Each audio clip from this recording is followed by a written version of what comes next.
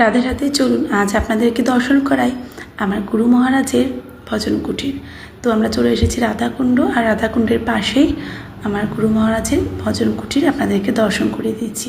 108 শ্রীপাদ পণ্ডিত নন্দলাল দাসবাবাজি মহারাজ আমার গুরু মহারাজ।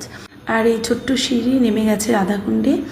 তো রাধাকুণ্ডের বিকেলের অপরূপ সৌন্দর্য আপনাদেরকে দর্শন করিয়ে দিচ্ছি। আর কুণ্ড একদম বরাবরই হচ্ছে বাবার ভজন কুটির, সর্বশ্রেষ্ঠ স্থান। এই স্থানে আসতে পেরে গুরু মহারাজের চরণ আশ্রয় লাভ করতে পেরেছি, এটা অল্প ভাগ্যে সম্ভব না।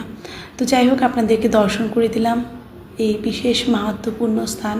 আর আগে বিকেলে আসলে বাবাকে দর্শন হতো। এই যে নিম গাছটা দেখালাম উঠানের মাঝখানে, ওই নিম গাছের তলায় বাবা একটা চেয়ারে বসতেন, আর আমরা সকালে বিকেলে এসে সেই দুর্লভ দর্শন পেতাম।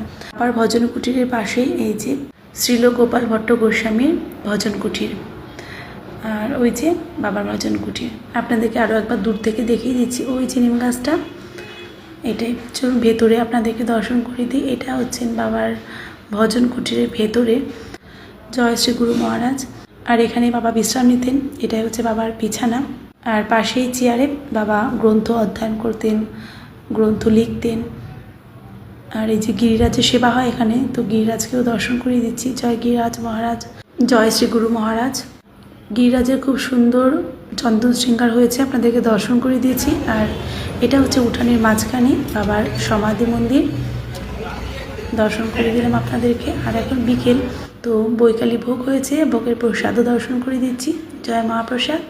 ফল মিষ্টি কিশমিশ দিয়ে বিকেলের ভোগ লাগানো হয়েছিল, তো আমরা প্রসাদ পেয়ে দর্শনে বেরিয়ে গেছি। এটা হচ্ছে 3 গোস্বামী সমাধি, শ্রী রঘুনাথ দাস গোস্বামী, শ্রী রঘুনাথ ভট্ট গোস্বামী আর কৃষ্ণদাস কবিরাজ গোস্বামীর সমাধি মন্দির। আর এটা হচ্ছে শ্যামকুণ্ড, আর তার পাশেই আছে পঞ্চপাণ্ডব ঘেরা। আপনাদেরকে দর্শন করে দিলাম এই বিশেষ বিশেষ বিশেষ মাহাত্ম্যপূর্ণ স্থান। আপনারা ব্রজধামে আসুন, ব্রজ প্রেম লাভ করুন। রাধে রাধে।